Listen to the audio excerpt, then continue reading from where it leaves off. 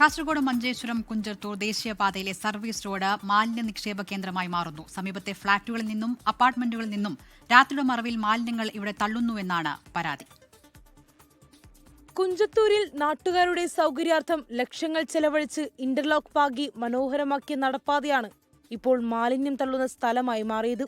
സമീപത്തെ ഫ്ളാറ്റുകളിൽ നിന്നും അപ്പാർട്ട്മെന്റുകളിൽ നിന്നും രാത്രിയുടെ മറവിൽ മാലിന്യങ്ങൾ ഇവിടെ തള്ളുന്നതായാണ് നാട്ടുകാരുടെ പ്രധാന ആരോപണം.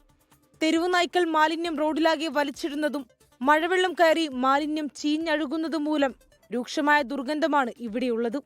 ഇത് പകർച്ചവ്യാധികൾക്ക് വഴിയൊരുക്കുമെന്ന ആശങ്കയിലാണ് പ്രദേശവാസികൾ. ഫ്ലാറ്റുകാർ പുരക്കാർ ഈ രാത്രി സുബൈ നേരത്തെല്ലാം കൊണ്ടുവന്നിട്ട് റോഡ് സൈഡിലാണ് എറിയുന്നത്.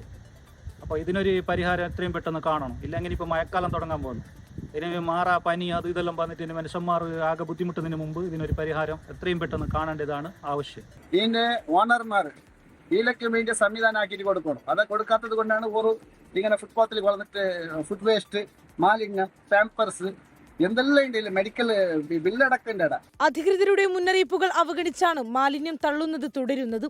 അതിനാൽ CCTV സ്ഥാപിച്ച് കുറ്റക്കാർക്കെതിരെ കർശന നടപടി സ്വീകരിക്കണമെന്നും ഈ പ്രദേശം ശുചിയാക്കണമെന്നും ആവശ്യമുയർന്നിട്ടുണ്ട്.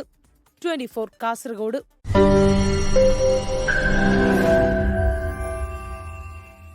ലോകത്തെവിടെയായാലും ഏത് സമയത്തും 24 വാർത്തകളും ഓഗ്മെന്റഡ് റിയാലിറ്റി പാക്കേജുകളും എക്സ്പ്ലെയിനറുകളും വിശദമായി കാണാൻ ഞങ്ങളുടെ YouTube ചാനൽ നിങ്ങൾക്ക് സബ്സ്ക്രൈബ് ചെയ്യാം.